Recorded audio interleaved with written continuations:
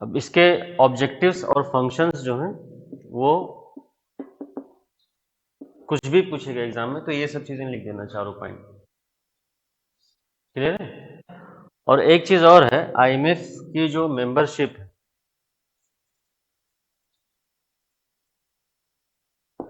हाँ 190 कंट्रीज हैं आईएमएफ को। लेटेस्ट कौन सी है? इंडोरा। देखो ये तेज हो गई लड़की। हमने बोला था ना जाते जाते तेज कर जाएंगे। लिखना नहीं सीखे तुम लोग, लिखना भी सीख लो। कुछ ही लोग लिखना शुरू किए हैं, बस सब लोग नहीं लिख रहे हैं। क्लियर? एक चीज और ध्यान दो कि जब तक कोई कंट्री आईएमएफ की मेंबर नहीं बनती है तब तक वो आईबीआरडी की भी मेंबर नहीं बन सकती है। आईएमएफ की मेंबर कंट्री कोई बनेगी तभी वो आईबीआरडी की मेंबर बन पाएगी। तो ये पॉइंट लिख लो, ठीक है। Countries are not eligible for membership in the IBRD. Countries are not eligible for membership in the IBRD. IBRD मतलब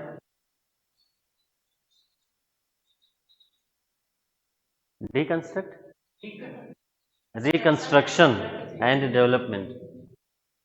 ठीक है।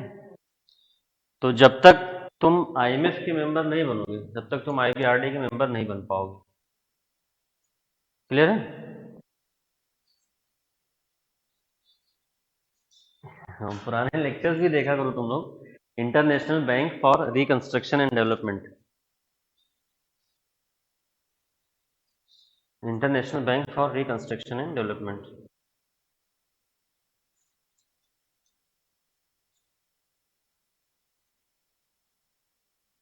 ठीक है। और एक क्वेश्चन भी लिख लो तुम लोग मेंस के लिए, आंसर ये यूपीएससी में आ चुका है।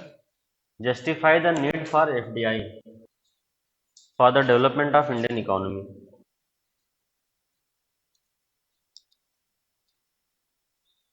Justify the need for FDI for the development of Indian economy, for the development of Indian economy. Why there is gap between MOUs? Why there is gap between MOUs? MOUs मतलब जानते हो ना, memorandum of undertakings. इसमें क्या होता है, कुछ चीजें साइन की रहती हैं कि हम ये काम करेंगे, जैसे हम इतना एफडीआई देंगे। ठीक है, ये मेमोरेंडम रहता है। बट जो मेमोरेंडम साइन होता है, जो एक्चुअल एफडीआई आ रहा है उसमें गैप है।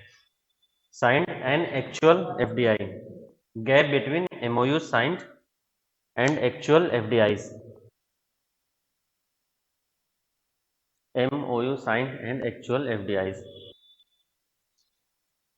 Suggest remedial steps.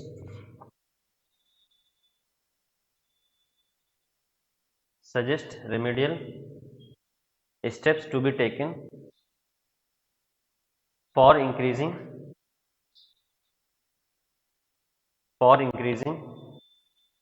actual FDI in India.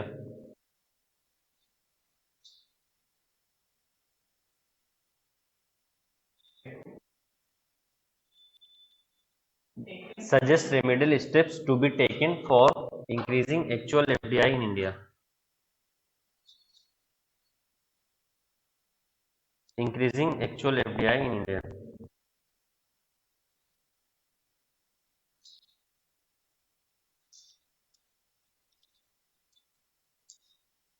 किसी के पास प्रीवियस पेपर का है क्या बुकलेट?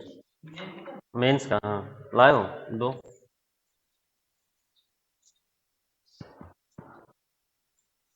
ये कुछ आज ये मेरी लास्ट क्लास होगी, इसके बाद शेड्यूल जब लगेगा तब हम आएंगे।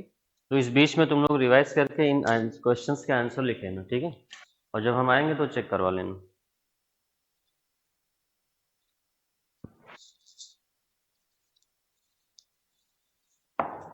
हम वही वही क्वेश्चन बोल रहे हैं जो हमने क्लास में करवा दिए हैं।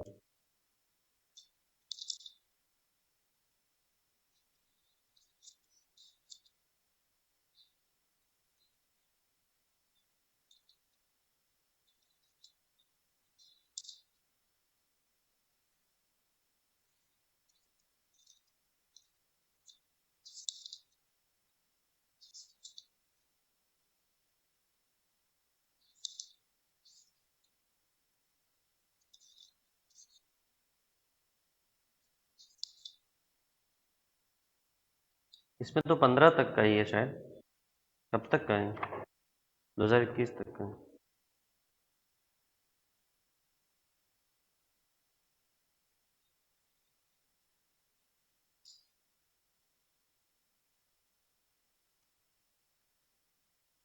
एक क्वेश्चन और लिखो, how globalization has led to the reduction of employment, how globalization has led to the reduction of employment in the formal sector, in the formal sector,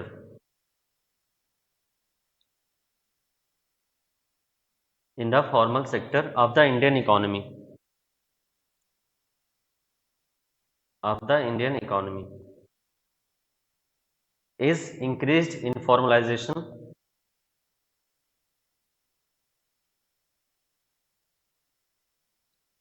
in the formal sector of Indian economy, is increased informalization detrimental to the development of the country, is increased informalization detrimental to the development of the country.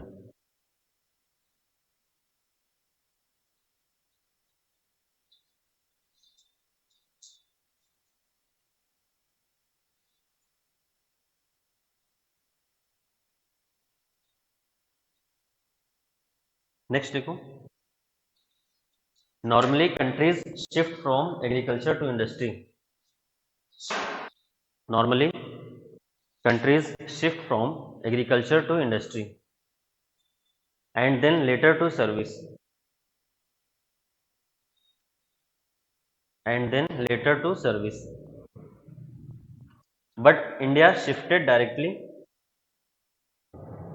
but India shifted directly from agriculture to service, from agriculture to service. What are the reasons for the, what are the reasons for the huge growth of services, what are the reasons for the huge growth of services vis-a-vis, इसका मतलब जानते हो तुम लोग? हाँ, तुम सब लोग इंग्लिश मीडियम वाले हो ना, कभी कभी लगता नहीं है मुझे। क्यों लिखते हैं इसको?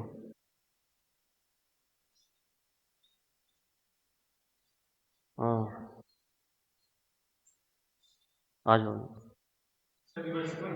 हाँ, reversible.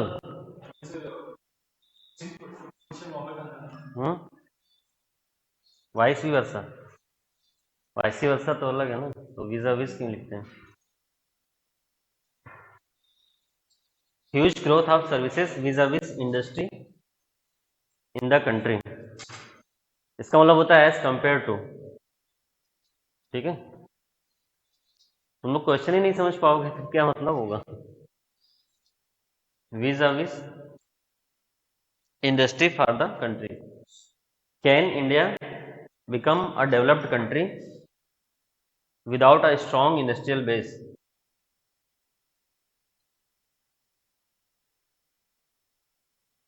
Can India become a developed country without a strong industrial base?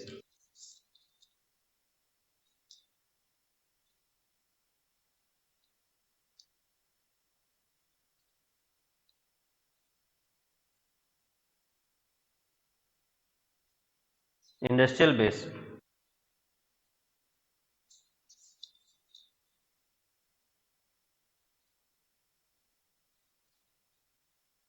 Next, account for the failure of manufacturing sector. Account for the failure of manufacturing sector in achieving the goal of, in achieving the goal of labor intensive exports, in achieving the goal of labor intensive exports. Suggest measures, labour intensive exports suggest measures for more labour intensive rather than capital intensive export.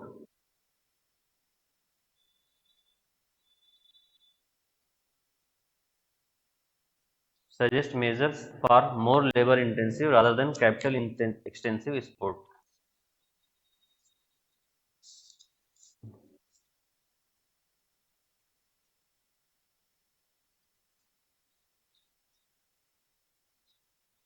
कुछ छोटे छोटे question लिख लो जो हम class में बताएं। इस तरह के आप यूपीएससी में आते नहीं, बट प्रैक्टिस के लिए लिख लो ताकि तुम्हें लिखने की आदत पड़ जाए। ठीक है। What is the difference between the green box subsidy and blue box subsidies? What is the difference between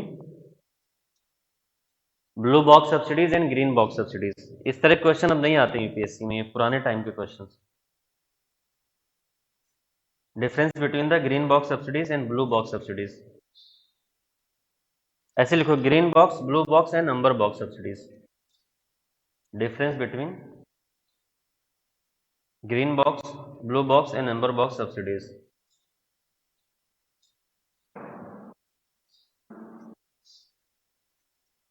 next लिखो, what does priority sector lending mean? बताया है ना मैंने। What does priority sector lending mean?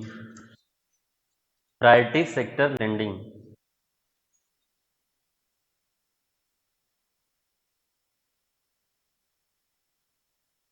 Right about cost push inflation.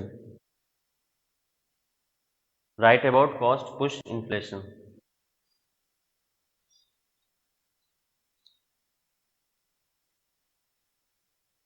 ये सब छोटे छोटे हैं, मतलब बहुत बड़ा मत लिखना इसमें कि पूरा पेज भर के लाओ। ये सब तुम्हारी प्रैक्टिस के लिए ताकि तुम्हें लिखने की आदत पड़ जाए। ठीक है। What is stagflation? स्टैगफ्लेशन ये बताया था मैंने, क्या होता है किसी को याद है? हाँ,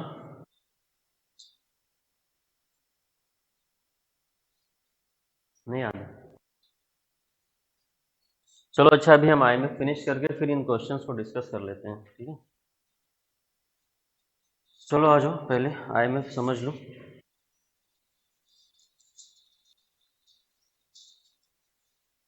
नेक्स्ट आओ, स्ट्रक्चर ऑफ आईएमएफ। कल मैंने बोला था वो देख लेना, न्यू डेवलपमेंट बैंक में कितने मेंबर्स हैं, किसी ने देखा है? हाँ, कितने कितने मेंबर?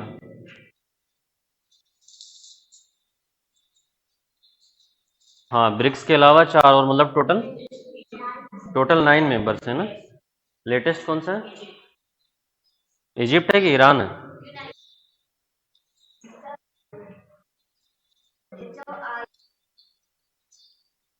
उरुग्वे। देखो यही क्वेश्चन एग्जाम में आएगा, which one of the following is the latest member of new new develop. देखो पहले ब्रिक्स के 5 थे, फिर 3 एक साथ बने हैं, 8 हो गए। फिर लास्ट में कौन बना है वही मैंने बोला था तुम लोग को चेक करने के लिए, उरुग्वे। अब तुम लोग देख लो, ठीक है, क्वेश्चन गलत मत करना एग्जाम में। लेटेस्ट मेंबर तुम लोग नेट से नहीं सर्च कर पा रहे हो। हाँ, अभी रील्स बनाने को बोलो भी सब बना लोगे, नहीं बना पाओगे। हाँ? कौन कौन सी मेंबर्स हैं ब्रिक्स के अलावा?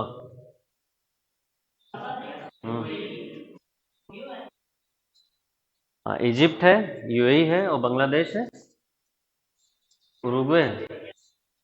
ठीक, ये मेंबर्स याद रखना जो नॉन ब्रिक्स वाले हैं, क्योंकि अभी 4 ही हैं तो पूछ सकता है। ठीक है, अब इसके आ जाओ स्ट्रक्चर पे। आईएमएफ का स्ट्रक्चर जो है, ठीक है, इसमें सबसे पहले होता है board of governor.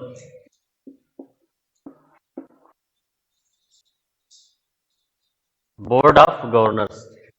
Board of governors मतलब क्या होता है, जो आईएमएफ का एंटायर फंक्शनिंग देखते हैं हाई लेवल पे, डे टू डे फंक्शनिंग नहीं। जैसे वहां पे मिनिस्ट्रियल कॉन्फ्रेंस था ना डब्ल्यूटीओ में, वैसे ये बोर्ड ऑफ गवर्नर्स है आईएमएफ में।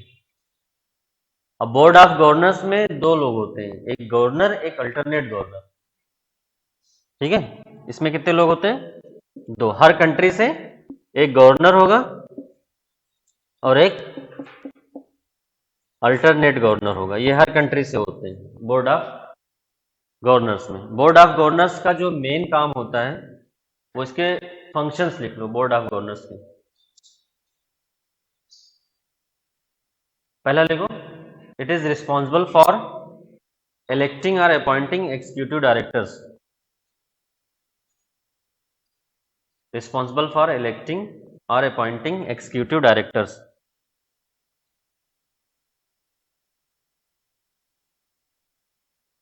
executive directors to executive board,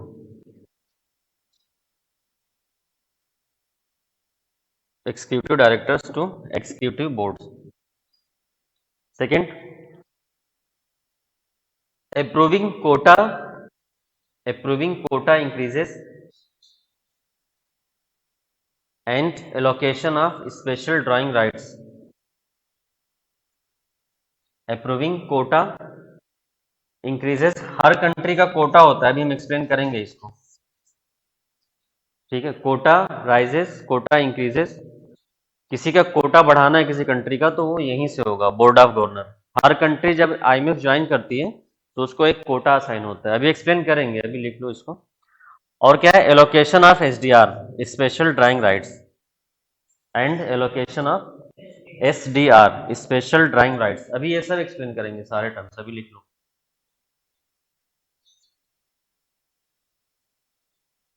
and allocation of SDR, special drawing rights. Next, admittance of new members, admittance of new members and compulsory withdrawal of member, admittance of new member and compulsory withdrawal of member। मतलब नए member को admit कौन करता है? Board of governor. और किसी member को compulsory निकालना हो वहां से तब भी कौन करेगा? Board of governor. और बोर्ड ऑफ गवर्नर में कौन कौन लोग होते हैं? हर कंट्री से एक गवर्नर होगा और एक अल्टरनेट गवर्नर होगा, ठीक है। ये क्लियर हुआ बोर्ड ऑफ गवर्नर, इसके फंक्शंस क्लियर है? हाँ। नेक्स्ट लिखो, मिनिस्ट्रियल कमिटीज। सेकंड है, ये फर्स्ट हो गया ना, अब सेकंड लिखो, मिनिस्ट्रियल कमिटीज।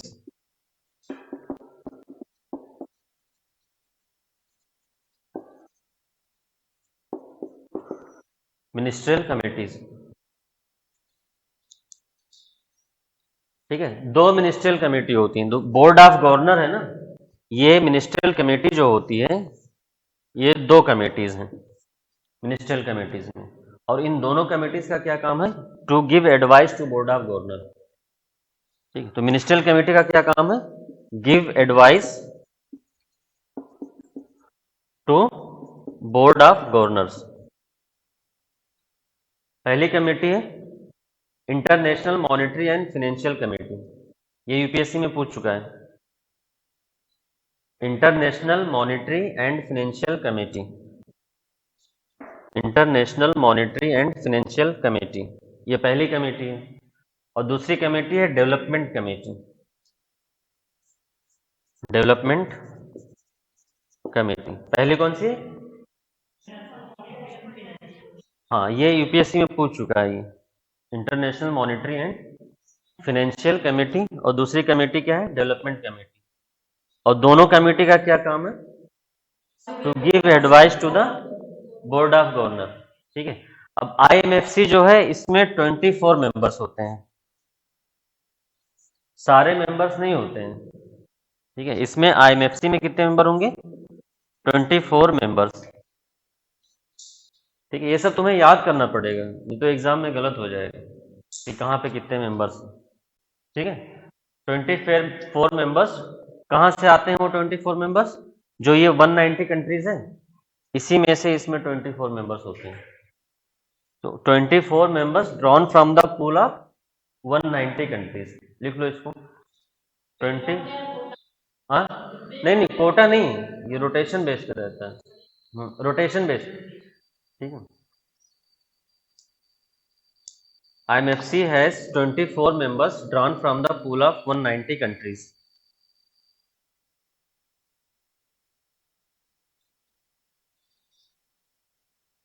नेक्स्ट है तुम्हारा डेवलपमेंट कमेटी। डेवलपमेंट कमेटी जो है ना, ये एक जॉइंट कमेटी है, IMF और वर्ल्ड बैंक दोनों के मेंबर होते हैं इसमें।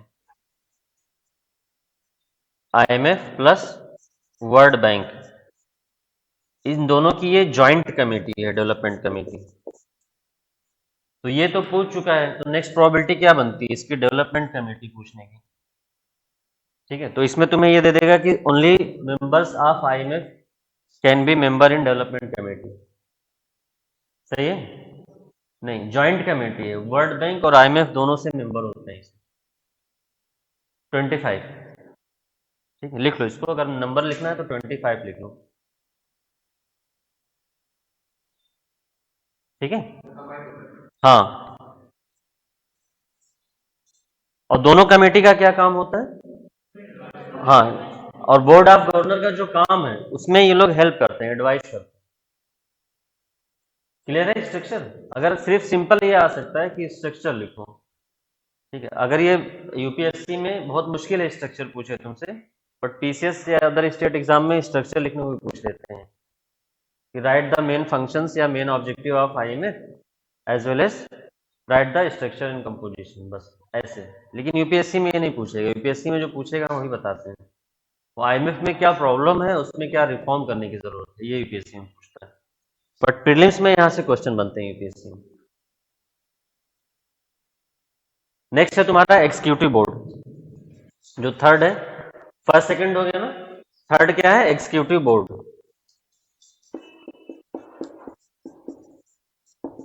नाम सुना है एग्जीक्यूटिव बोर्ड का। हाँ, अभी मैंने बताया ना, ये बोर्ड ऑफ गवर्नर लोग क्या करते हैं, एग्जीक्यूटिव डायरेक्टर अपॉइंट करते हैं, कहाँ पे, एग्जीक्यूटिव बोर्ड में। तो लिख लो उसको। इसमें भी 24 मेंबर्स होते हैं and they are elected by the board of governors. 24 members elected by the board of governors। 24 members elected by the board of governors। शुरू में देखो बोर्ड ऑफ गवर्नर का क्या फंक्शन था। ठीक है, अब देखो जैसे WTO में मैंने 3 चीजें बताई थी, किसी को याद है उसके स्ट्रक्चर में। मिनिस्ट्रियल कॉन्फ्रेंस क्या था, highest decision making body of WTO ना। उसके बाद जनरल काउंसिल का क्या काम था, डे टू डे फंक्शंस या डे टू डे एडमिनिस्ट्रेशन। कहाँ पे बैठते हैं जनरल काउंसिल वाले लोग, जेनेवा में, शाबाश। और थर्ड क्या था, डिस्प्यूट सेटलमेंट बॉडी। ठीक है, ऐसे जो ये एग्जीक्यूटिव बोर्ड है IMF का, it is responsible for day to day function. लिख लो उसको, responsible for day to day function of IMF या day to day administration of IMF या डेली बिजनेस ऑफ IMF, जो भी लिखा रहे ऑप्शन में।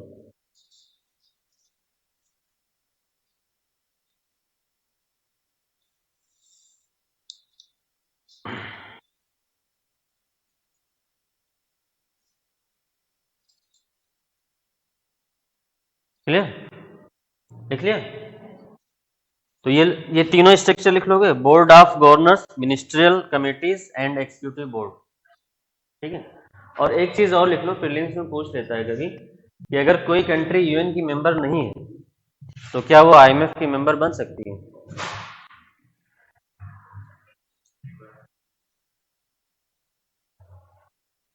बन सकती है, लिख लो, वही मेंबर्स जहां लिखते हो वहीं पे लिख लो। ठीक है, any other state whether or not a member of UN may become a member of IMF।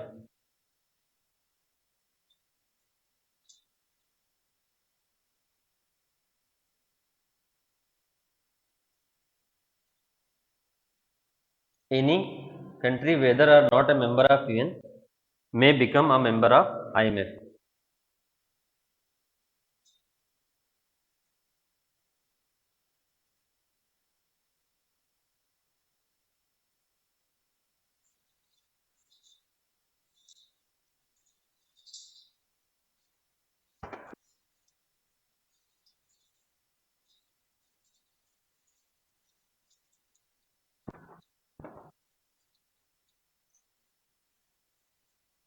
अब देखो, बोर्ड ऑफ गवर्नर के फंक्शंस क्या बताए थे मैंने? बोलो, तुम लोग बोलते भी रहा करो ना, ऐसे ही तो याद होगा। पहला फंक्शन क्या था? हाँ, सेकंड क्या था? Increases the quota. अब वो कोटा होता क्या है वो समझ लो। ये मैं यहाँ लिखता हूँ, तुम लोग को दिख रहा है पीछे? हाँ, दिखता है? वीडियो में नहीं दिखता है तो क्लास आया करो। क्लास आओगे तो हम पूछेंगे, वीडियो में हम पूछ नहीं पाते हैं ना। हाँ हाँ, वीडियो में नहीं दिखेगा वो बात तो। इसमें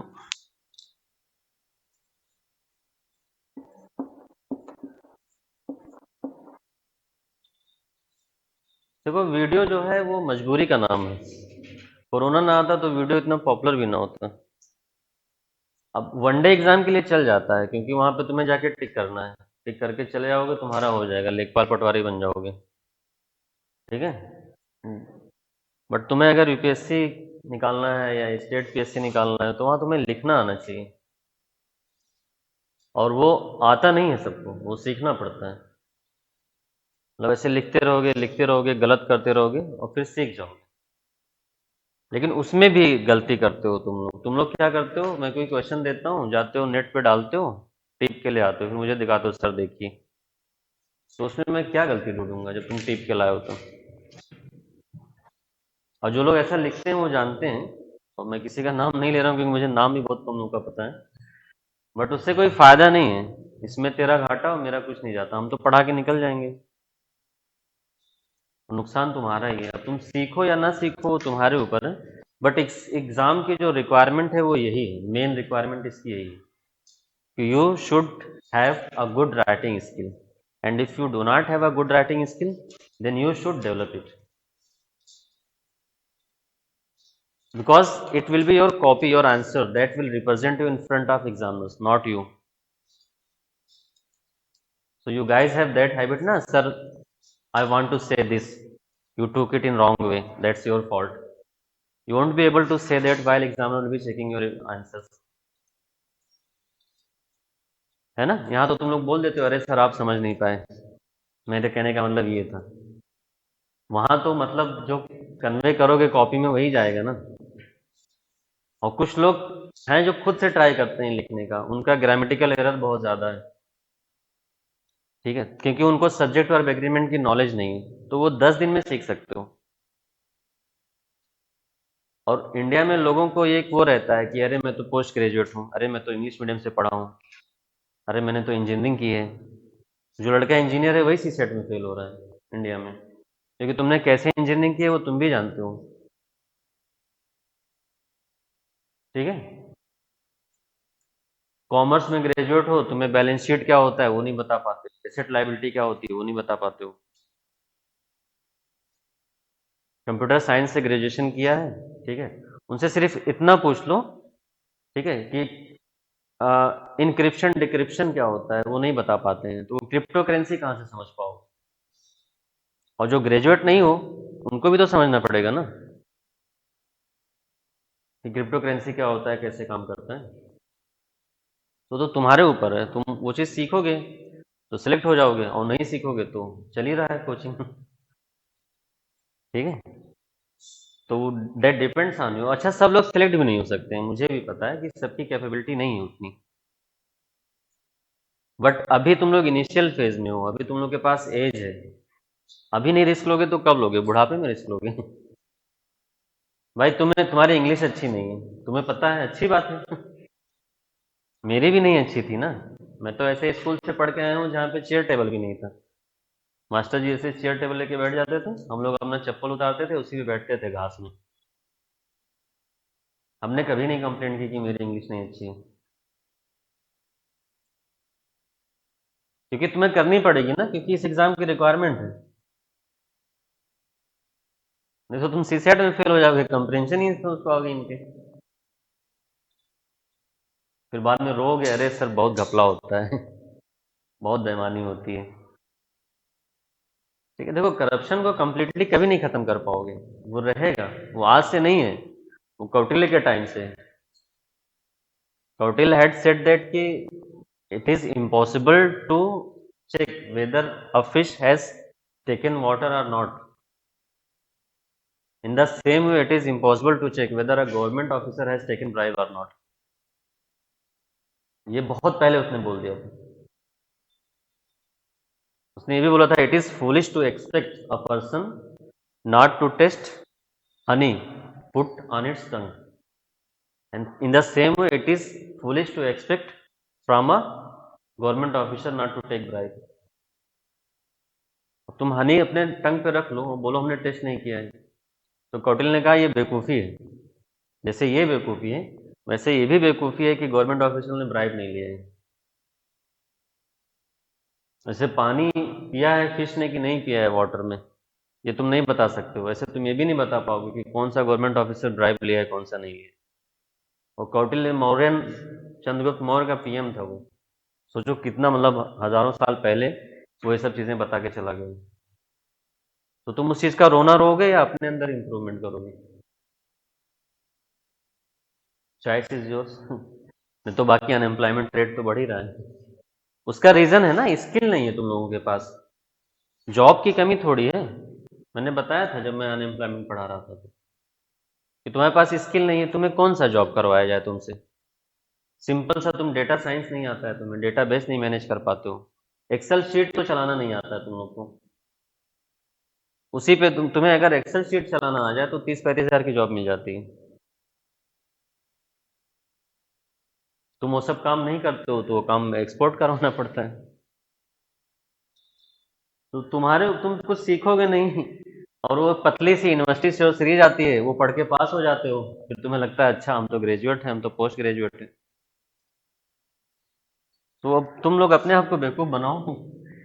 बट सच्चाई यही है कि तुम्हें, मतलब ऑनलाइन वीडियो से, ऑनलाइन उनके लिए होता है ना जो एक बार कोचिंग वोचिंग कर चुके हैं, आंसर राइटिंग वगैरह कर चुके हैं, अब दोबारा कोचिंग और आंसर राइटिंग अफोर्ड नहीं कर सकते हैं, जॉब कर रहे हैं, तो उनके लिए होता था कि वो रिवाइज कर लें, छूटे ना उनका कुछ, ये पर्पस था। ये थोड़ी कि तुम्हें कुछ आता नहीं हो, तुम घर पे बेड पे ऊपर 2 तकिया लगा के पैर रखे हुए हो, ऐसे मोबाइल देख रहे हो। You are fooling yourself, and if you are thinking that कि you will be able to qualify UPSC by watching YouTube lectures, then you are living in fools paradise. That's impossible. ठीक है, तो चलो आते हैं कोटा पे, आते हैं हम लोग कि कोटा क्या होता है। What is quota in IMF? देखो, whenever a country will join IMF it will have to pay a quota subscription. ये लिख लो, whenever a country will join IMF it will have to pay a quota subscription. A quota subscription. Quota is a certain amount of money.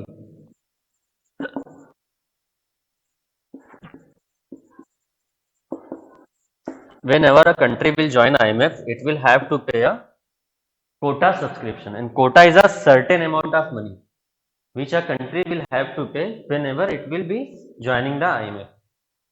और ये quota या ये certain amount of money determine कैसे होता है, ये important.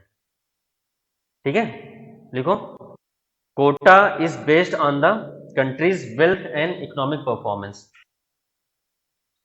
Kota is based on the country's wealth and economic performance, यानी उस कंट्री का वेल्थ कितना है और इकोनॉमिक परफॉर्मेंस क्या है उस कंट्री का, इसके बेसिस पे कोटा असाइन होता है। क्लियर? अब इसका एक फॉर्मूला है, ठीक है, वो लिख लो। कोटा का जो फॉर्मूला है वो है, it is a weighted average. It is a weighted average. Weighted average क्या होता है? मैथ्स वाले कितने लोग हो? मैथ्स या स्टैटिस्टिक्स या कॉमर्स, अकाउंटेंसी, ये सब हाथ ऊपर करो। वेटेड एवरेज जानते हो? एक तो एवरेज होता है, एक वेटेड एवरेज होता है, दोनों में क्या डिफरेंस है?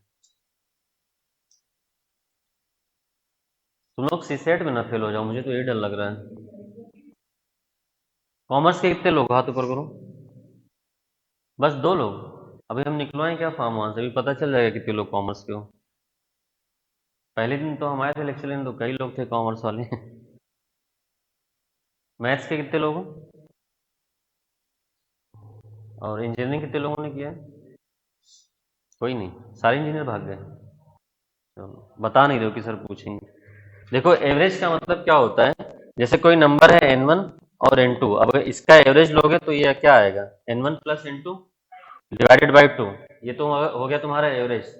ठीक है, अब मान लो n1 को तुमने वेट असाइन कर दिया है कि इसको 30% और इसको 70%, तब उसका एवरेज कैसे आएगा, n1 और जो भी वेट तुमने असाइन किया होगा वो प्लस n2 और इसको जो वेट असाइन किया होगा, ठीक है, उसके बाद डिवाइड होगा ये। क्लियर है, ये होता है वेटेड एवरेज। अब डिफरेंट आएगा ना, तो इसमें भी ऐसे वेटेड एवरेज निकालते हैं, उसको बना लो जिसको नहीं पता हो। तुम लोग पता नहीं कैसे मैथ्स पढ़ते हो, नहीं पढ़े हो ये सब मैथ्स में? हाँ, तो ये तो यार 11th 12th वाले मैथ्स में भी है, हाई स्कूल वाले मैथ्स में भी है। हाँ, तो उसके लिए साइंस बैकग्राउंड का होना भी जरूरी नहीं है। वही मैंने बोलता, वही मैं यही चीज बोलता हूँ, मैं पढ़ाता हूँ तो मुझे पता है बच्चों को कुछ नहीं आता है, स्कूल लेवल पे कॉलेज लेवल पे वो कुछ जानते ही नहीं है। यूनिवर्सिटी से और सीरीज पढ़ोगे, विद्या मंदिर पढ़ोगे, ये सब पढ़ पढ़ के पास होगे तो कहाँ से कुछ आएगा। स्टैंडर्ड बुक पढ़ने की आदत नहीं रहती है, यहाँ आओगे तो तुम्हें पढ़ना पड़ेगा। वो लोग बोलते हैं ना कि आईआईटी और एम्स वाले निकाल लेते हैं, तो उसका रीजन है उनकी हैबिट रहती है ना मेहनत से पढ़ने की। वो यूनिवर्सिटी से और सीरीज पढ़ के थोड़ी पास होते हैं। उसका ये रीजन बिल्कुल नहीं है कि वो आईआईटी में ही इस वजह से पास हो निकालते हैं यूपीएससी, उसका रीजन ये है कि उनकी हैबिट है पढ़ने की, काम करने की, दिमाग लगाने की। और तुम यहाँ यूनिवर्सिटी में आके मस्ती करते हो, उसके बाद तुम सोचो लास्ट में वो पता नहीं कौन पतली पतली सी आती है, मैं देखता हूँ हर बच्चा वही पढ़ता है। हाँ, हाँ, कॉमर्स वाले एक पता नहीं कौन नूरुल हसन सर हैं, ठीक है, ऊपर वाला उनको भला रखे, उन्होंने बहुत लोगों, मतलब यूनिवर्सिटी के कॉमर्स का रिजल्ट उन्होंने संभाल रखा है। वो ना होते तो पता नहीं कैसे बच्चे पास होते, है ना, वही तो है। तो ऐसे पढ़ पढ़ के पास हो जाओ, फिर उसके बाद चिल्लाना। अब देखो वेटेड एवरेज किसका किसका होता है, पहला जीडीपी, जीडीपी का वेट है 50%। जीडीपी, जीडीपी का वेट कितना है, 50%। क्लियर। सेकेंड है ओपननेस, 30%। ओपननेस मतलब समझ रहे हो ना, ओपननेस मतलब कि इंडियन इकोनॉमी या कोई भी इकोनॉमी जो मेंबर बन रही है उसका बाहर के कंट्री से एक्सपोर्ट इंपोर्ट है, और है तो कितना है। ऐसा तो नहीं वो क्लोज्ड इकोनॉमी है, मतलब बाहर से उसका कोई एक्सपोर्ट इंपोर्ट नहीं, तो उसको ओपननेस बोलते हैं। तो ओपननेस का कितना है, 30%। नेक्स्ट लिखो इकोनॉमिक वेरिएबिलिटी, इकोनॉमिक वेरिएबिलिटी इसका है 15%। ठीक है, और लास्ट है इंटरनेशनल रिजर्व, इंटरनेशनल रिजर्व इसका है 5%। इंटरनेशनल रिजर्व इसका कितना है, 5%। अब देखो ये तुम्हें ऑर्डर में लगाने को दे सकता है एग्जाम में कि arrange the following quota formula according to their weight in the ascending order या डिसेंडिंग ऑर्डर। तो सबसे ज्यादा परसेंटेज किसको असाइन है, जीडीपी, फिर ओपननेस, फिर इकोनॉमिक वेरिएबिलिटी, फिर इंटरनेशनल रिजर्व। हो गया ना 100%। क्लियर। तो ये फार्मूला, इसी के हिसाब से उस कंट्री का कोटा निकालते हैं, और फिर उस कंट्री को उतना अमाउंट ऑफ सम पे करना पड़ता है मेंबरशिप बनने की, मेंबरशिप लेने के लिए हमें। क्लियर हो गया कोटा। हाँ, तो अब हर कंट्री जो भी नया मेंबर बनेगी उसको इसी हिसाब से कैलकुलेट कर लेंगे। अच्छा, जीडीपी में भी इसमें दो टाइप से जीडीपी लेते हैं ताकि गलती ना हो, लिख लो। ठीक है, इस 50% का मैं बता रहा हूं, इस 50% में जो है उसमें पहला जो जीडीपी लेते हैं based on the market exchange rate, GDP based on the market exchange rate, और दूसरा है GDP based on the PPP exchange rate.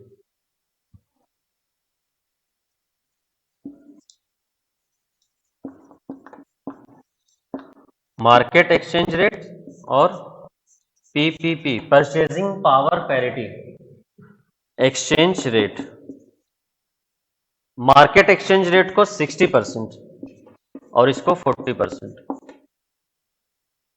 मतलब किसी कंट्री का जीडीपी निकालेंगे पहले, तो जीडीपी में किस हिसाब से 60% वो मार्केट एक्सचेंज रेट के हिसाब से और 40% परचेजिंग पावर पैरिटी के हिसाब से। दोनों में डिफरेंस कितने लोग नहीं जानते हो, मार्केट एक्सचेंज रेट और पीपीपी में? हाँ, परचेजिंग पावर पैरिटी नहीं जानते हो? चलो वही तो हम पूछ रहे हैं, कितने लोग नहीं जानते हो, हाथ ऊपर करो। पूरी क्लास नहीं जानती है। तुम जानते हो तो तुम काहे नहीं हाथ उठा रहे हो? हैं? हम हाथ हमें दे दे ठाकुर थोड़ी बोलेंगे यार, डरो मत। हमें बस पता चलना चाहिए ना कि तुम लोग का लेवल क्या है, फिर उसी हिसाब से अभी हम ऐसे बता के निकल लेते हैं। हाँ, जबकि ये सब पता होना चाहिए। अगर तुमने जीडीपी वगैरह पढ़ रखा है ना, शायद पढ़ा के गए शायद। देखो जैसे अभी $1 कितना चल रहा है, जो भी है अभी 86 कितना है? अरे जो भी है यार, चलो ठीक है, वॉट एवर, जो भी है उसको मार्केट एक्सचेंज रेट बोलते हैं। ठीक है, मतलब वो डिमांड और सप्लाई के हिसाब से जो डिटरमाइन होता है उसको मार्केट एक्सचेंज रेट बोलते हैं। जो करंट में हम लोग बोलते हैं ना कि अगर डॉलर इतना पहुंच गया, तो डिमांड और सप्लाई के हिसाब से जो होता है उसको मार्केट एक्सचेंज रेट बोलते हैं। परचेजिंग पावर पैरिटी क्या होता है? देखो, purchasing power parity basket of goods से कंपेयर करते हैं। ठीक है, जैसे $1 में बास्केट ऑफ गुड क्या मिलेंगे? हाँ हाँ, यूएसए में।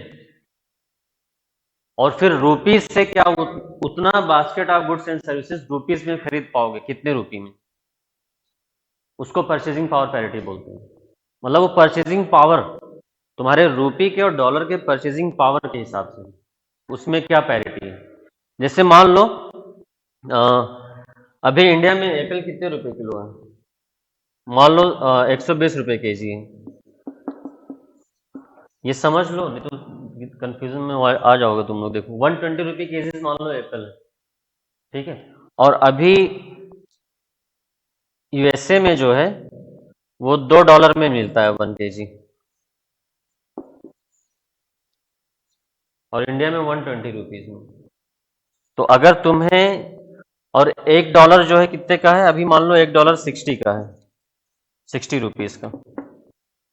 $1 मान लो अभी 60 रुपीज का है मार्केट के हिसाब से। ठीक है, और वहां पे यूएसए में क्या है, $2 में तुम 1 केजी एप्पल लेते हो। अब तुम्हें रुपी से वही लेना होगा तो कितने रुपए खर्च करने पड़ेंगे? हम्म, इसके हिसाब से बताओ फिर, यूएसए में लेना होगा रुपी से तब।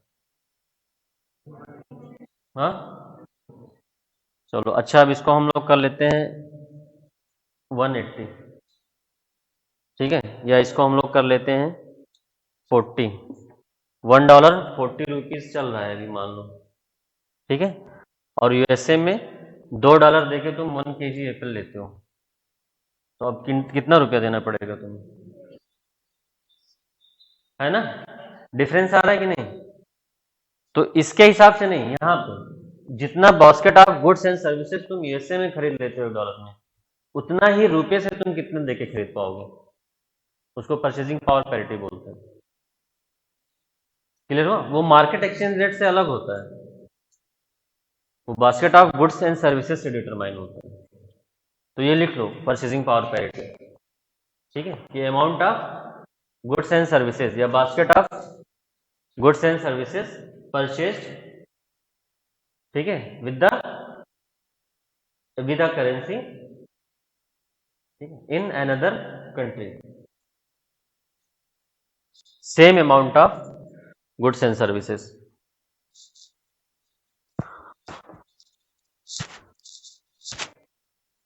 अब हो सकता है उस कंट्री में एप्पल महंगे भी हो ना, तो उनकी जीडीपी ज्यादा नहीं आ जाएगी, है ना? तो इसीलिए ये आईएमएफ ने ये काम किया है कि अगर मान लो कहीं कंट्री में महंगाई है, अब देखो महंगा होगा तो तुम एडजस्ट होगा ना, अभी देख रहे थे कैसे एडजस्ट हो रहा था। तो परचेजिंग पावर पैरिटी में ही होता है कि same amount of goods and services जो तुम यूएसए में $1 देके खरीद पा रहे हो, वो इंडिया का कितना रुपया लगा के खरीद पाओगे, उसको purchasing power parity exchange rate बोलते हैं। क्लियर है? तो नेक्स्ट आओ। अब ये जो कोटा होता है ना, ये जब कैलकुलेट करते हैं तो उसको एसडीआर में डिनोमिनेट करते हैं। कोटा आर डिनोमिनेटेड मतलब एक्सप्रेस्ड, जैसे हम लोग रूपी नहीं लिखते हैं वैसे। तो उनका कोटा जो होता है, जैसे इंडिया का कोटा कितना है वो एसडीआर में बताया जाएगा। तो quotas are denominated are expressed in SDR, special drawing rights, special drawing rights.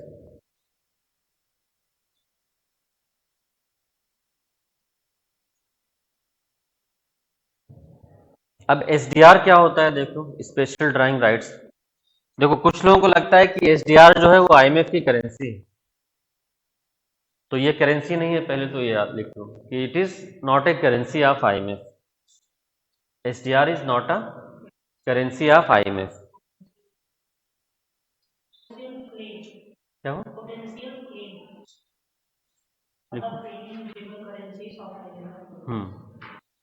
It is not a currency, it is an international reserve asset. SDR is an international reserve asset.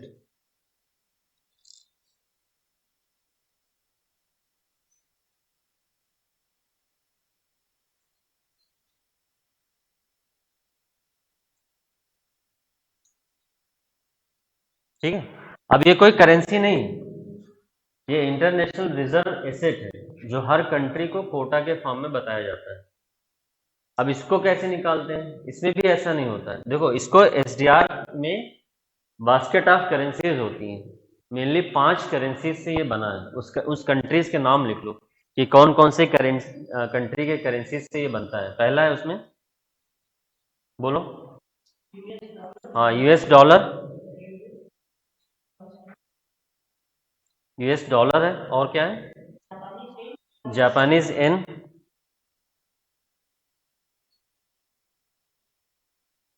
Chinese renminbi, British pound sterling, रेमिनबी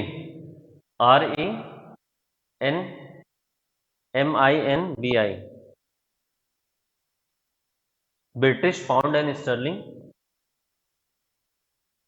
and euro, British pound sterling and euro. 5 हो गए ना?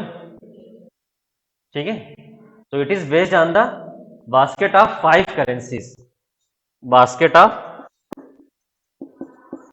5 currencies कौन कौन सी होगी? 5 currencies. हाँ बोलो। Dollar हो गया, पाउंड हो गया, येन हो गया, ठीक है। देखो चल ही नहीं रहा यार, रेनमिन भी हो गया, और क्या हो गया? यूरो। ठीक है, तो इन्हीं 5 कंट्रीज को मिला के एसडीआर बनाया जाता है, 5 कंट्रीज के करेंसीज को मिला के। और एसडीआर के फॉर्म में ही कोटा को रिप्रेजेंट करते हैं।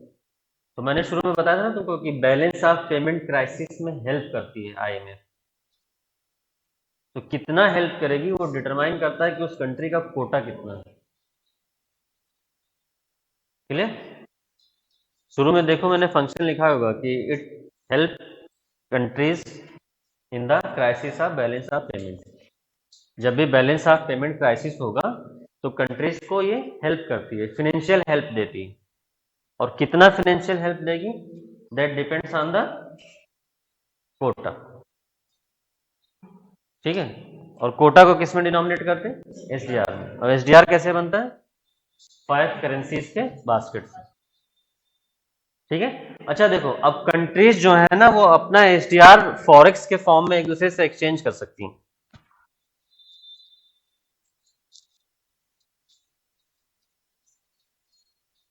जैसे अभी कुछ कंट्रीज को वैक्सीन खरीदना था, तो उन्होंने एसडीआर से वैक्सीन भी खरीद लिया। कैसे?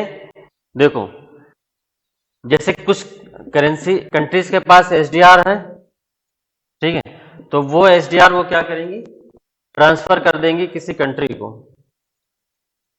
एसडीआर ट्रांसफर किया जा सकता है दूसरी कंट्री को। अब जब उस कंट्री को तुमने एसडीआर ट्रांसफर किया, तो उसके बदले में वो कंट्री जो है तुम्हें अपना फॉरेक्स दे देगी, फिर तुम्हें पैसा मिल जाएगा। पैसा मतलब जो हम लोग पैसा बोल रहे हैं, किसी को डॉलर मिलेगा, किसी को पाउंड, जो जिसकी करेंसी होगी, ठीक है, तो वो फॉरेक्स उसको मिल जाएगा, फिर उससे वो अपना सेलिंग परचेजिंग जो भी करना है कर सकता है। तो SDR can be transferred from one country to another country, ठीक है। और अभी रिसेंटली ये न्यूज में भी था, तो ये पूछ भी सकता है। क्या हुआ? हाँ, यही 5 कंट्रीज जो होती हैं, ये इंटरनेशनल रिजर्व एसेट बोलते हैं, ये रिजर्व एसेट है, ठीक है। इन्हीं 5 करेंसीज से मिलकर बनाया जाता है, और हर कंट्री को असाइन कर दिया जाता है। अब उस कंट्री को मान लो, जैसे इंडिया है, अब इंडिया को रुपये चाहिए होगा ना, ठीक है, तो इंडिया को तो असाइन होगा, हेल्प मिलेगा इसी फॉर्म में, तो इंडिया उसको ट्रांसफर करके रुपये ले सकती है, जिस कंट्री के पास रुपये होगा, ठीक है। तो ये तुम्हारा हो गया आईएमएफ का। अब देखो आईएमएफ में प्रॉब्लम क्या है, ये यूपीएससी में पूछेगा, इश्यूज विद द आईएमएफ।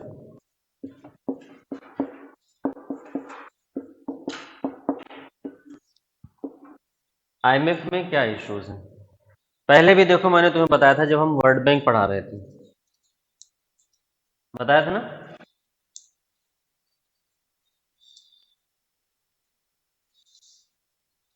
देखो वर्ल्ड बैंक का जो प्रेसिडेंट होता है जनरली कहां से रहता है, यूएसए से, और आईएमएफ का जो प्रेसिडेंट रहता है जनरली वो यूरोपियन कंट्री से, बताया था ना मैंने वहां पे। बट ये जनरली होता है, उसका रीजन क्या है, इनका कोटा ज्यादा है, तो इनका वोटिंग पावर ज्यादा है। तो आईएमएफ में जो वोटिंग पावर है that is according to the quota subscription of a country, ठीक है, मतलब जितना उनका कंट्रीब्यूशन है आईएमएफ में, उसके हिसाब से उनका वोटिंग पावर है। तो कोई भी मैटर होता है तो यूएसए और यूरोपियन यूनियन डोमिनेट करते हैं, ये इसके साथ एक इशू है। फॉर एग्जाम्पल तुम एग्जाम्पल लिख सकते हो कि आईएमएफ का जो चीफ होता है जनरली वो यूरोप से होता है, यूरोपियन कंट्री से होता है, ये इसके साथ बड़ा इशू है। क्लियर? दूसरा, IMF in the name of aid conditionality, it imposed severe restrictions on the countries,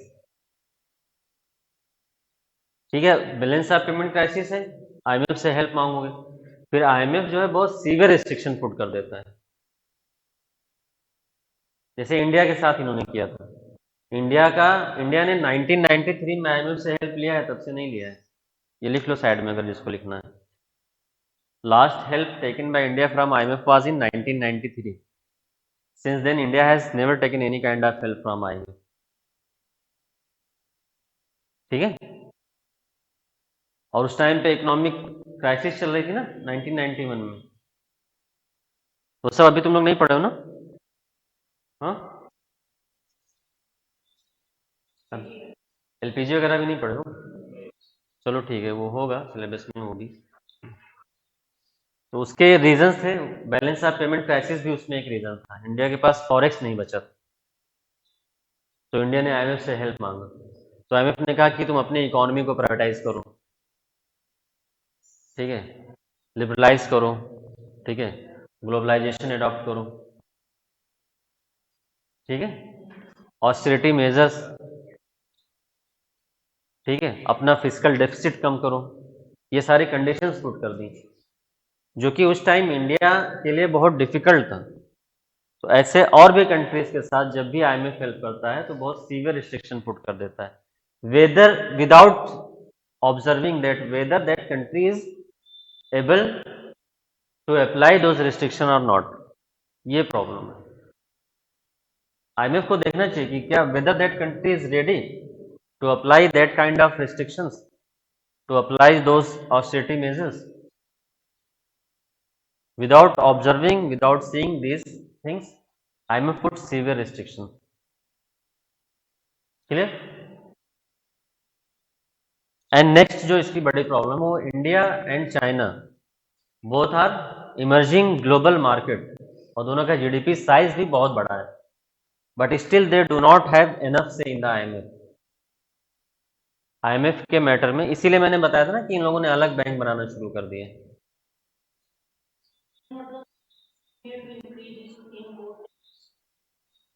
Kota increase होगा तभी तो वोटिंग पावर बढ़ेगा। तो इंडिया और चाइना ने बहुत बवाल किया था आईएमएफ की मीटिंग में, तब इंडिया का 2.75 कर दिया गया है बढ़ा के, पहले 2.44 था। अभी भी बहुत कम है, अभी भी यूएस और यूरोपियन वाला मिला के 50% से ज्यादा है। वो लोग क्या बोलते हैं कि we are running these institution, so we should have the power to greater power to vote.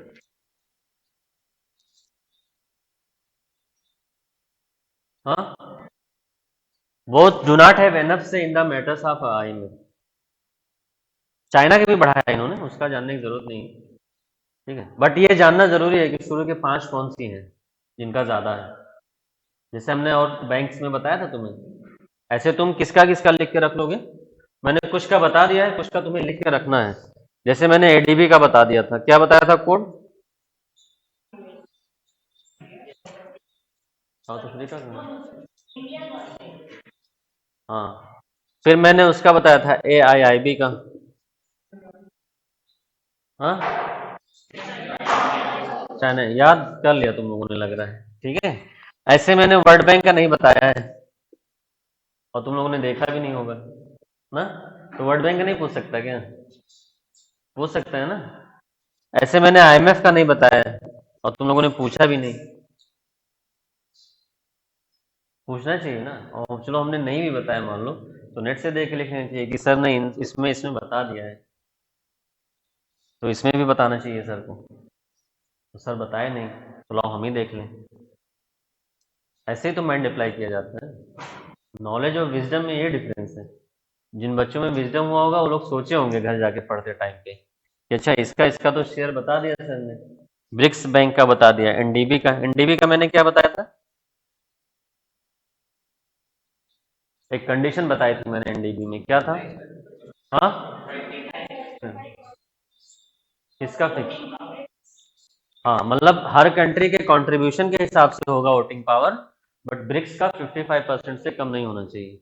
अब तुम लोग इसका और इसका घर जाके लिख के रख लेना, शुरू के 5 कंट्रीज का लिख लोगे। हाँ, ठीक है।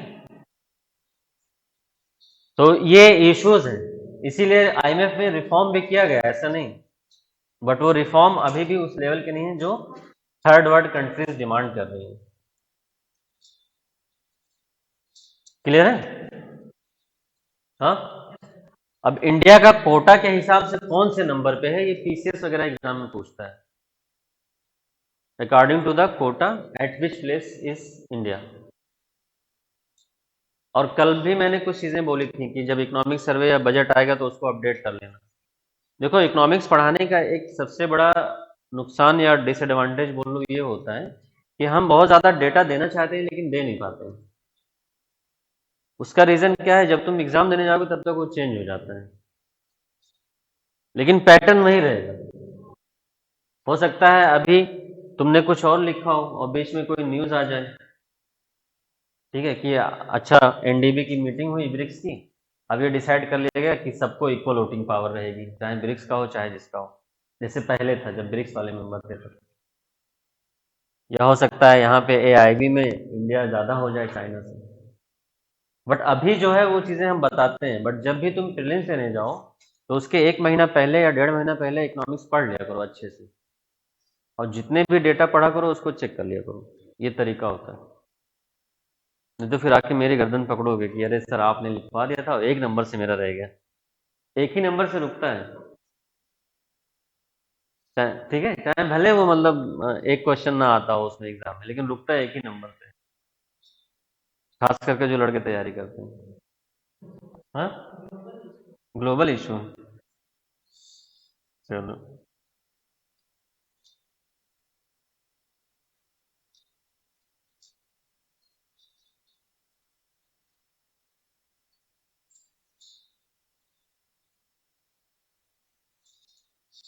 चलो आपको क्वेश्चंस मैंने कुछ मैं और बता देता हूँ, उसको मैं थोड़ा डिस्कस भी कर देता हूँ, तुम लोग लिख लेना लेकिन उसको यार, ठीक है। अभी जो लोग नए आए हो वो शायद नहीं लिख पाओगे, बट पुराने लेक्चर्स यूट्यूब पे पड़े हुए हैं, तो वहां से देखोगे तो तुम्हें थोड़ा आइडिया लग जाएगा, तो तुम भी लिखना सीख जाओगे। तो देख लो।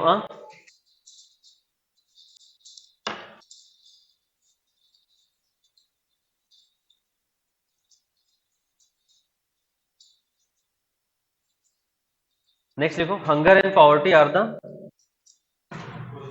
हंगर, हाँ क्वेश्चन है, hunger and poverty, hunger and poverty are the biggest challenge for good governance in India.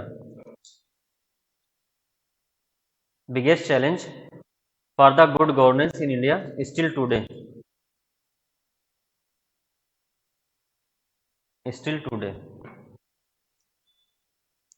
Evaluate how far लिखना FAR, how far successive governments,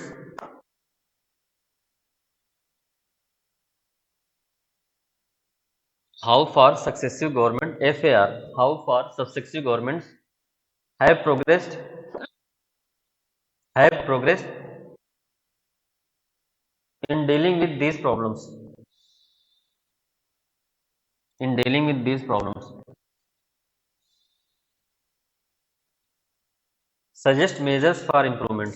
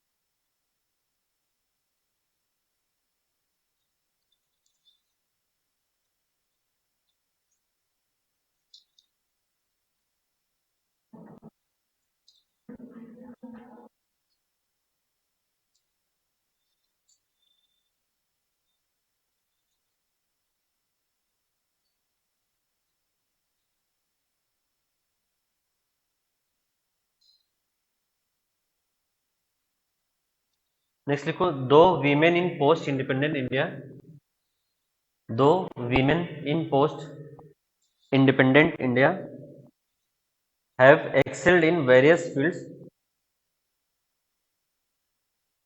have excelled in various fields,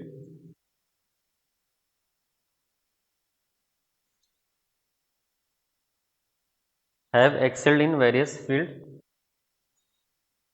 the social attitude, the social attitude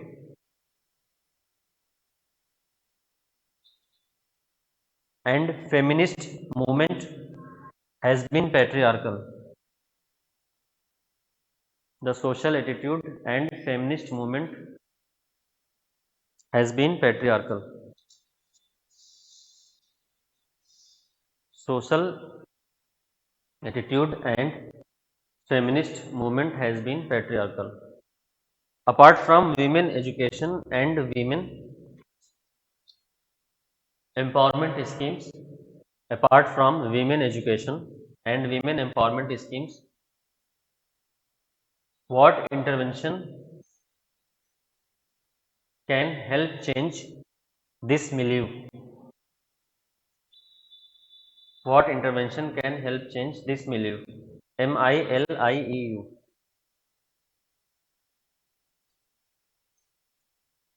What intervention can help change this milieu?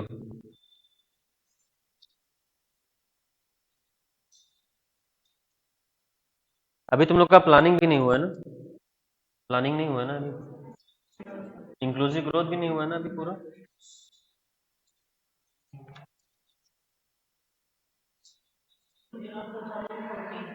हम्म,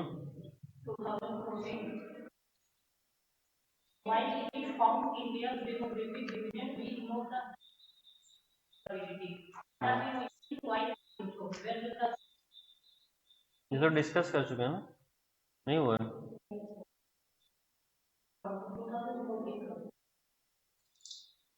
चलो ठीक है, अब मुझे बता दो questions कौन कौन से हैं जो मैंने बोले हैं अभी।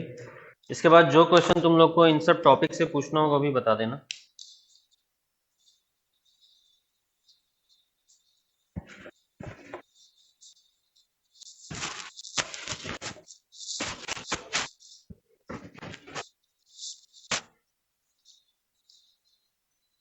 बोलो पहला क्वेश्चन क्या था?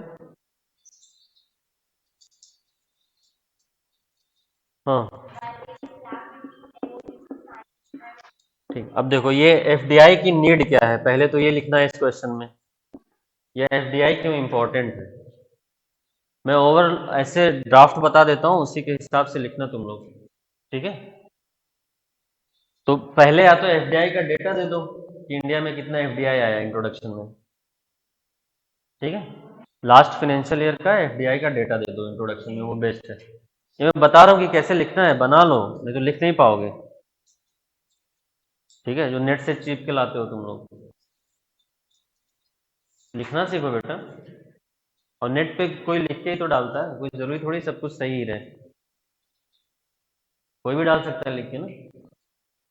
तो पहले इंट्रोडक्शन में क्या लिखोगे, एफडीआई कितना आया है इंडिया में, या इंडिया एफडीआई के मामले में कौन से नंबर पे है, वो ज्यादा जरूरी है।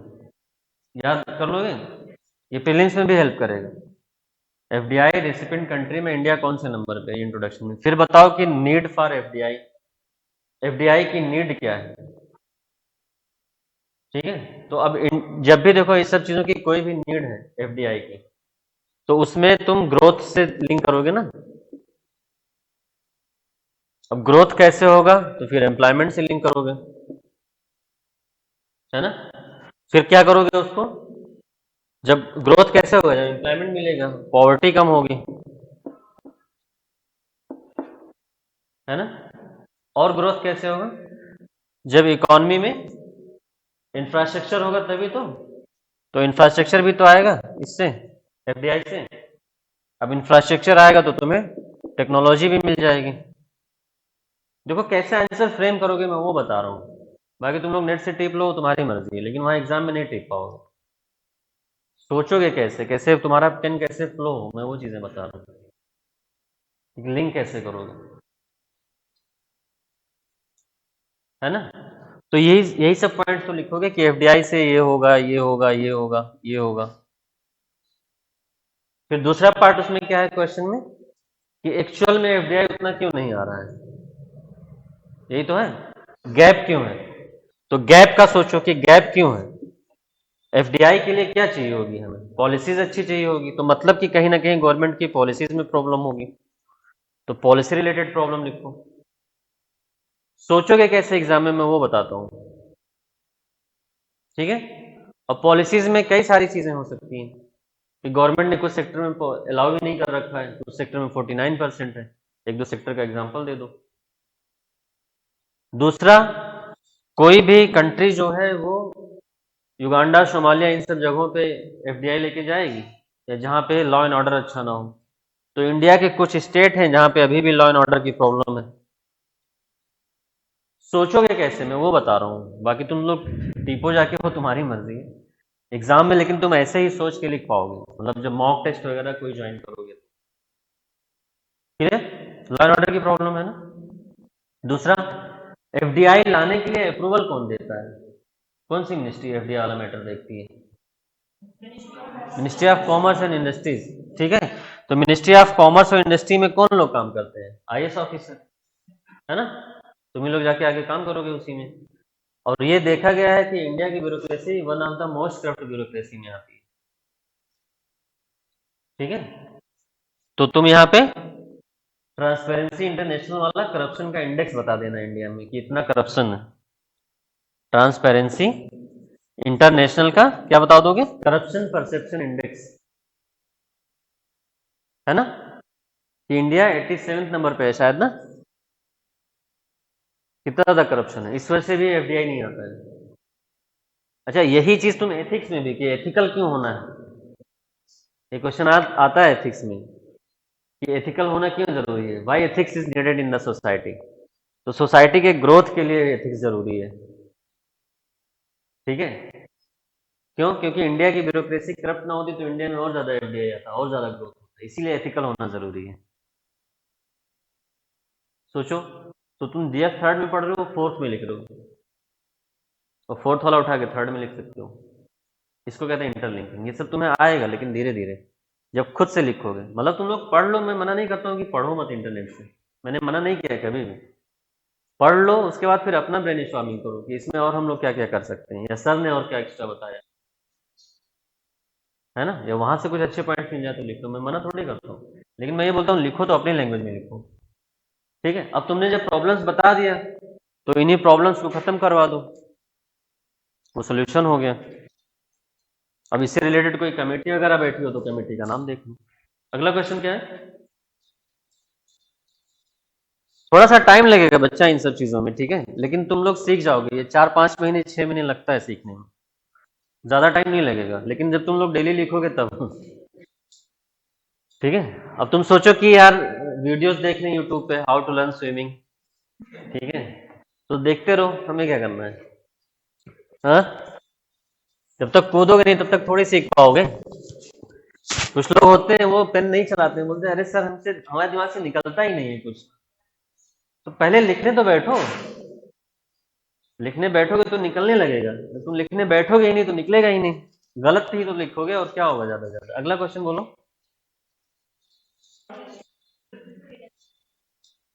क्या है? हाँ, ग्लोबलाइजेशन की वजह से क्या हो रहा है, फॉर्मल सेक्टर में एम्प्लॉयमेंट क्या हो रहा है, कम हो रहा है, ठीक है। यही पूछा है ना, और क्या है? डेट्रीमेंटल आर नॉट, ठीक है। चलो देखो, ग्लोबलाइजेशन में क्या हो रहा है, ग्लोबलाइजेशन में इंडिया की जो इकोनॉमी है या वर्ल्ड की जो इकोनॉमी है उनका इंटीग्रेशन हो रहा है ना।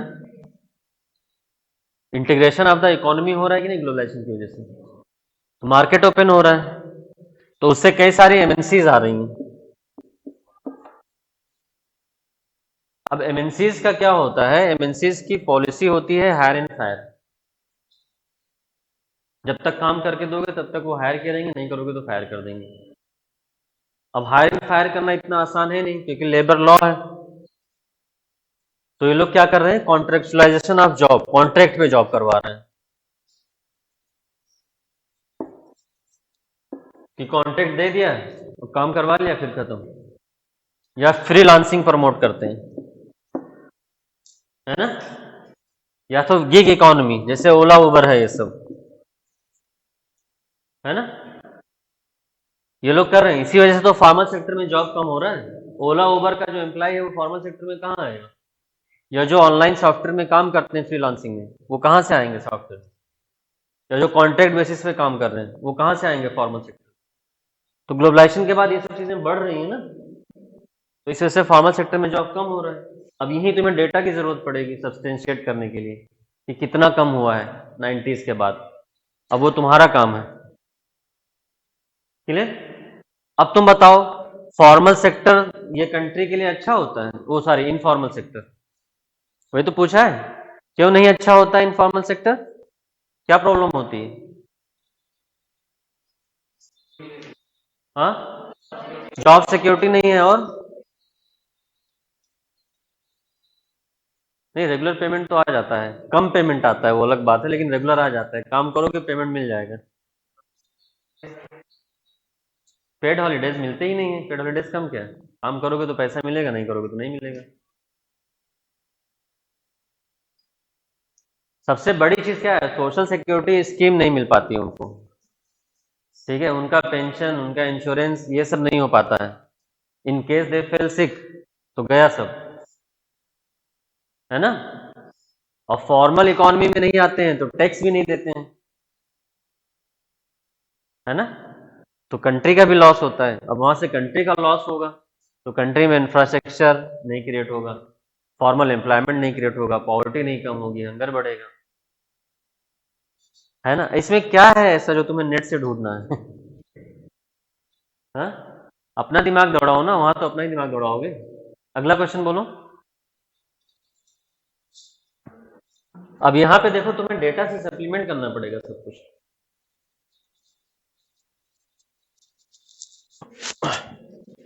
बोलो। हाँ, ये मैंने पहले बता दिया था, ठीक है, कि इंडिया जो है वो एग्रीकल्चर से सीधे सर्विस सेक्टर में शिफ्ट कर गया है। ठीक है, तो उसके रीजंस क्या थे एग्रीकल्चर से सर्विस सेक्टर में शिफ्ट करने के? वही ग्लोबलाइजेशन, एलपीजी रिफॉर्म, ठीक है, आईटी बूम हुआ आईटी सेक्टर में, ठीक है, तो ज्यादातर जो स्किल डेवलप भी हुए वो आईटी सेक्टर में डेवलप हुए। और इंडिया के पास क्या था, मैन्युफैक्चरिंग सेटअप नहीं था, तो मैन्युफैक्चरिंग सेक्टर में जॉब, ये सब मैं पहले बता चुका हूँ क्लास में, लिखवा भी चुका हूँ ना, तो इसको तो लिख लोगे। फिर बताओगे कि जॉब क्रिएट करने के लिए क्या है, तुम्हें लेबर इंटेंसिव चीजें प्रमोट करनी पड़ेंगी। लेबर इंटेंसिव जैसे मैन्युफैक्चरिंग है, कैपिटल इंटेंसिव नहीं, जहाँ पे कैपिटल ज्यादा लगता हो, जहाँ पे लेबर ज्यादा लगते हो, जैसे लेदर इंडस्ट्रीज है वहां पे लेबर लगेंगे, अपैरल इंडस्ट्रीज है, ठीक है, परफ्यूम मेकिंग है, ठीक है, एमएसएमईज हैं, इन सबको प्रमोट करोगे तब तुम्हें जॉब मिलेगा। ये मैं पहले बता चुका हूँ, लिखवा भी चुका हूँ ना, लिख लोगे? ठीक है, और बताओ क्या है अगला क्वेश्चन। बोलो, एक कोई लोग बोलो ना, एक तेज बोलो।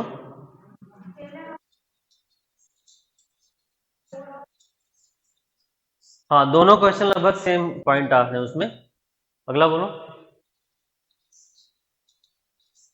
हाँ, वो तो लिख लोगे, वो तो बता चुके हैं। और ये भी लिख लोगे, और ये भी हो जाएगा ना, बताया है मैंने, ये inflation, cost plus demand pull. हाँ, चलो, और स्टेगफ्लेशन भी बताया ना। कितने लोग नहीं जानते हो स्टेगफ्लेशन? क्लास नहीं की हो पीछे वाली मेरी क्लास, देख लो, उसमें एक्सप्लेन किया है मैंने, स्टेगफ्लेशन किया है ना। हाँ, नहीं किया है मैंने, देख लेना। और क्या है? हाँ, हंगर पॉवर्टी भी करा चुके हैं। अच्छा, हंगर पॉवर्टी का अगर तुम क्वेश्चन लिखोगे तो कंक्लूजन में क्या करोगे? एसडीजी कौन सा? जीरो पॉवर्टी और जीरो हंगर। जीरो हंगर कौन सा है? देखो तुम लोग कितना कंफ्यूज रहते हो यार। नो पॉवर्टी वन है और जीरो हंगर टू है। श्योर हो? याद हुआ कि नहीं? अभी कितने लोगों को है? हाँ, क्या है एसडीजी 11 में, क्या है बताओ? नहीं, 11, 11 बोल रहे हैं बेटा, सिर्फ 11।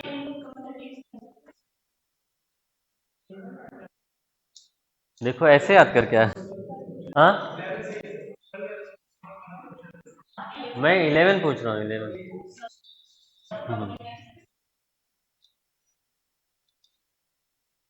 सिक्स क्या है? सिक्स जाओ तुम पीसीएस का पेपर उठा के देखना, 3-4 क्वेश्चन मिल जाते हैं कभी कभी, इसी एसडीजे के नंबर से ही। अब तुम लोग कर नहीं पाओगे फिर। एसडीजे 11 जो है ना, वो सस्टेनेबल अर्बनाइजेशन से रिलेटेड है, ठीक है। और एसडीजी 6 जो है वाटर सैनिटेशन एंड हाइजीन से रिलेटेड है। एसडीजी 5 जेंडर इक्वलिटी से, ठीक है। एसडीजी 13, 14 लाइफ बिलो वाटर, मतलब क्या? एक्वेटिक मैरीन इकोसिस्टम, उसको प्रिजर्व करना है। याद कर लो बच्चा, तुम लोग के फायदे क्या है, जाके पेपर उठा लो, अभी तुम इसी साल वाला पेपर उठा लो, 21 का पीसीएस का उठा के जाके देख लो, 22 वाला, 3-4 क्वेश्चन तुम्हें यहीं से मिल जाएंगे। तुम्हें पता है चीजें कहाँ से आ रही हैं। अगला क्वेश्चन बोलो।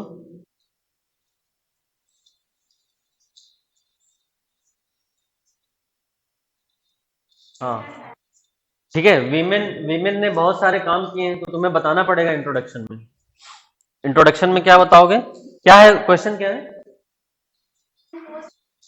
हाँ, तो पोस्ट इंडिपेंडेंट लिखा हुआ है वहां पे, तो लोग क्या करते हैं, पुराने जमाने में चले जाते हैं, ठीक है, वेदा में, कि उस टाइम पे महिलाओं को वेद याद था। अरे तो पोस्ट इंडिपेंडेंट का क्वेश्चन है, ध्यान से तो देखा करो। ये सब जो बच्चे गलतियां करते हैं मैं तुम्हें वो बता रहा हूँ, वो गार्गी, मैत्री, लोकमुद्रा, इन सब का नाम लिखने लगते हैं। क्वेश्चन क्या है, पोस्ट इंडिपेंडेंट इंडिया, ये पोस्ट इंडिपेंडेंट इंडिया के बाद भी वीमेन ने कुछ किया है, तो वहां से कुछ बताओ ना कि क्या किया है वीमेन ने। हाँ, पॉलिटिक्स में बताओ, वहां पे स्पोर्ट्स में बताओ, स्पेस में बताओ, तीन चार नाम जो याद आ रहे हैं कि हाँ वीमेन ने ये किया है पोस्ट इंडिपेंडेंट इंट्रोडक्शन में। वहां पे मत जाना, गार्गी, मैत्री और लोकमुद्रा। ठीक है, क्लियर? कहाँ से लिखोगे? हाँ, क्वेश्चन ध्यान से पढ़ा करो, तुम लोग पढ़ते नहीं हो ध्यान से क्वेश्चन। उसके बाद फिर क्या है, उसके बाद भी क्या हो रहा है, जो तुम्हारा सोशल एटीट्यूड है वो नहीं चेंज हो रहा है, पैट्रियार्कल है वो। तो अब बताओगे कि कैसे? बताया था मैंने जब सोशल जस्टिस पढ़ा रहा था मैं, तो नहीं याद आ रहा किसी को? हाँ, और और बस। हाँ, हो गया। और कुछ टर्म्स मैंने बताए थे, वो टर्म्स याद आ रहे हैं किसी को? हम्म,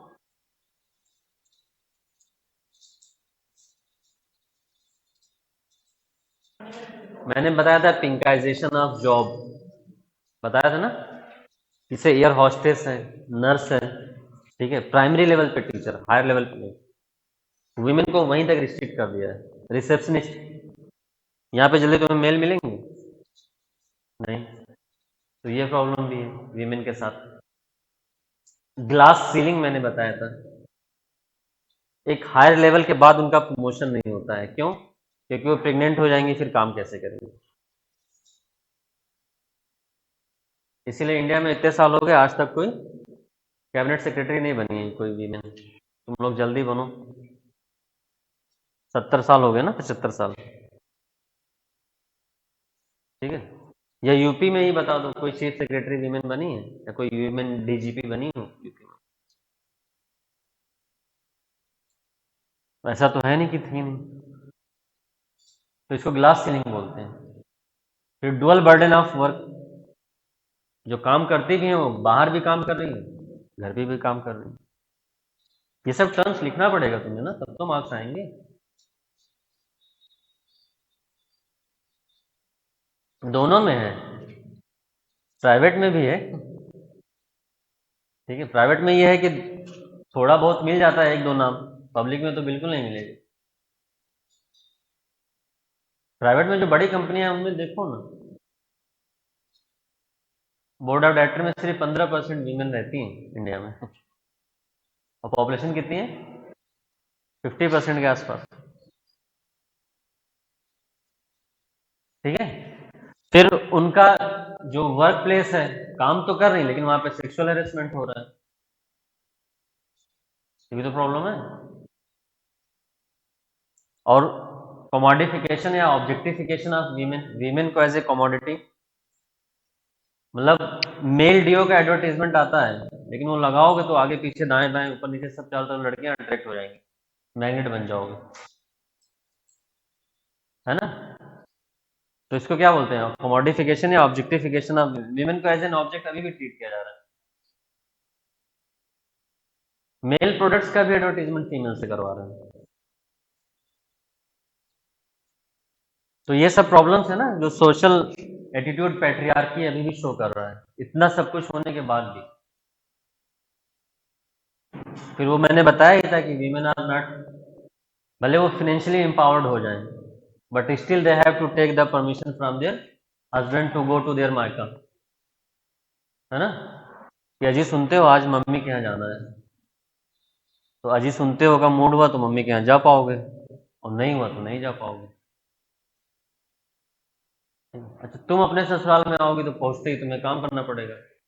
मेल अपने ससुराल में जाते हैं तो वेलकम होता है, मेहमान जी आए, मेहमान जी मतलब बिहार साइड में मेहमान जी बोलते हैं समाज को, वो जिंदगी भर मेहमान जी ही रहते हैं।